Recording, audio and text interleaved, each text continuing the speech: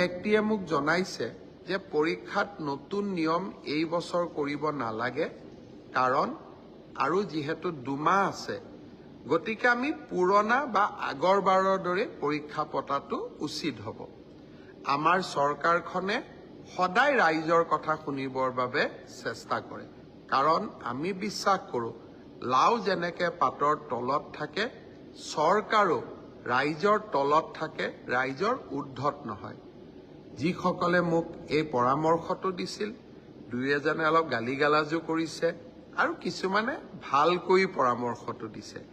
গালিগালাজ কৰা সকলকো মোৰ মৰম জনাইছোঁ আৰু ভালকৈ কোৱা সকলকো মোৰ সন্মান জনাইছোঁ।